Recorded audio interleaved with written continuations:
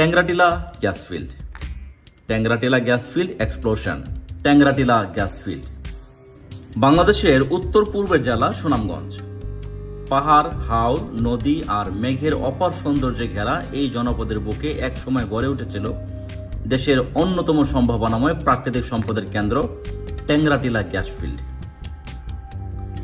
অথচ আজ সেটি নিস্তব্ধ, পরিত্যক্ত আর ইতিহাসের এক দগ্ধ অধ্যায় হয়ে দাঁড়িয়ে আছে ছাতকের সীমান্ত ঘেঁষা ছোট্ট এক গ্রাম দোয়ারা বাজারে।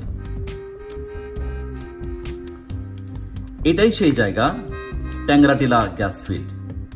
এক সময় যেখানে আগুনের জ্বলন্ত শিখা আর গ্যাস উত্তোলনের গর্জন ছিল, আজ সেখানে শুধুই নীরবতা। ট্যাংরাটিলা স্থানীয়ভাবে চাতক 2 নামেও পরিচিত।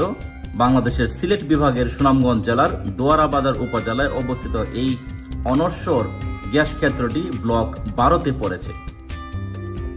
ট্যাংরাটিলা গ্যাস ফিল্ড সিলেট এলাকার ভূতাত্ত্বিক নির্মাণের সঙ্গে সম্পর্কিত।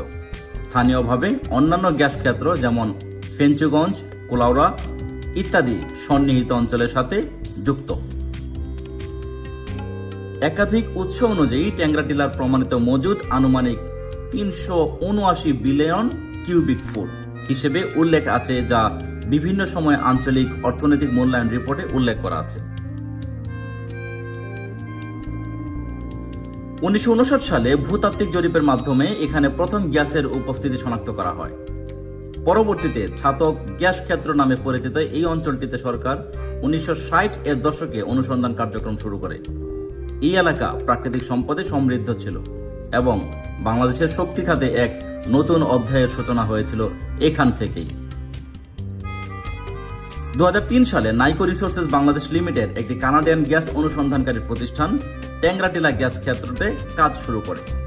তাদের সঙ্গে চুক্তি করে বাংলাদেশের রাষ্ট্রীয় প্রতিষ্ঠান পাপেক্স। সবাই আশা করেছিল এই প্রকল্প দেশের জ্বালানি খাতে নতুন আলো ছড়াবে, কিন্তু সেই আশার আলোয় পরিণত হয় ভয়াবহ এক অগ্নিকাণ্ডে। 2005 সালের জানুয়ারি এক ভোরে ঘটে যায় ভয়াবহ এক বিস্ফোরণ, যা ইতিহাসে জায়গা করে নিয়েছে ট্যাংরাটিলা গ্যাস ফিল্ড এক্সপ্লোশন নামে। গভীর গর্ত থেকে গ্যাসের চাপ বেড়ে গিয়ে ভয়াবহ আগুন ছড়িয়ে পড়ে চারদিকে।